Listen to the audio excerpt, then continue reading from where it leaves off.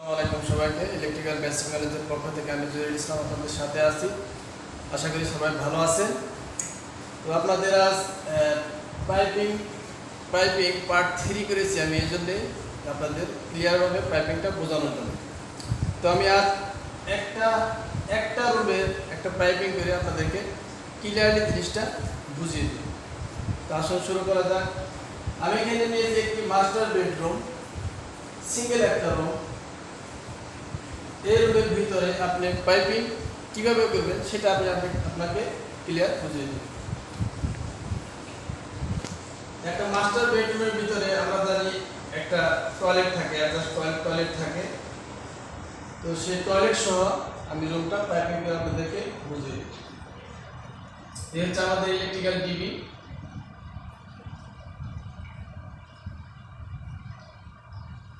এই হচ্ছে আমাদের রুমের সেন্টার পয়েন্ট ড্রয়িং হিসেবে, যেখানে আমরা ফ্যান পয়েন্ট করব।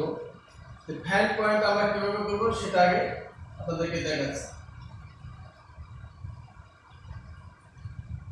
ফ্যান পয়েন্টের জন্য আমরা ফ্যানের যে পয়েন্ট, সেখানে 4 ইঞ্চি একটা ফ্যান পয়েন্ট কিনতে পাওয়া যায় বাজারে। সেই পয়েন্টটা হচ্ছে এরকম।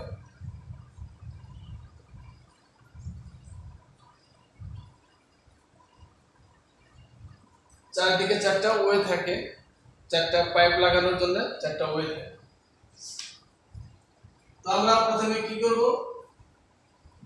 ডিবি থেকে ডাইরেক্ট একটা পাইপ আমরা ফ্যান পয়েন্টে দিই।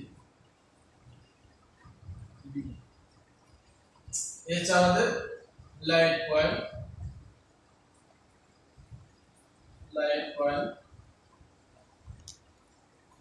এটা হচ্ছে টয়লেটের লাইট পয়েন্ট এবং অ্যাডজাস্টমেন্টের পয়েন্ট।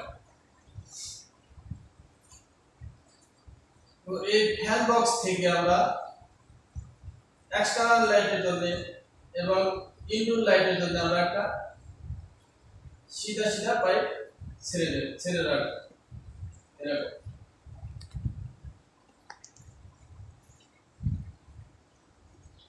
এবং এখান থেকে আমরা আরেকটা পাইপ টয়লেটের জন্য আরেকটা পাইপ ছেড়ে দিই।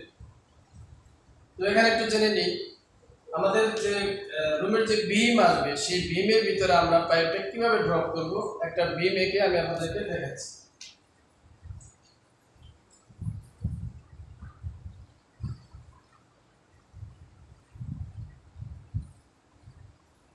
এটা হচ্ছে আমাদের বিম।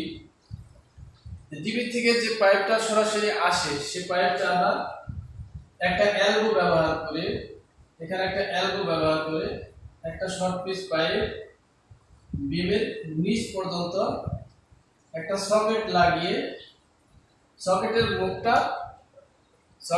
মুখটা মাস্কিং টেপ অথবা জোর দিয়ে আটকে এভাবে ছেড়ে দিব।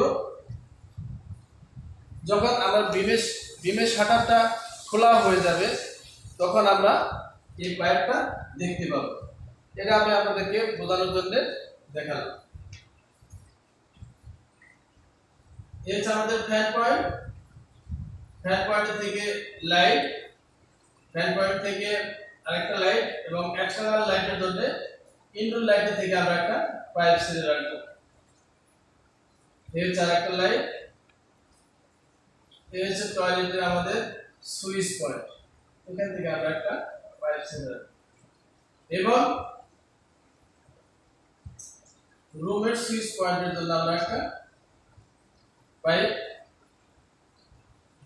এখান থেকে অথবা ডিবি থেকে আমরা শর্ট করে এখানে পাইপটা দিয়ে দিব, যাতে ওয়্যার বা কেবল পুলিং এর জন্য অনেকটা সুবিধা হয়।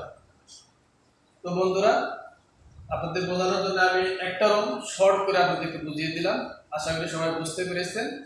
আর যদি কেউ না বুঝে থাকেন তাহলে কমেন্টে জানাবেন, আমি আপনাদের বিস্তারিত বলে দেব। তো পাশে থাকার জন্য ধন্যবাদ। আসসালামু আলাইকুম সবাইকে।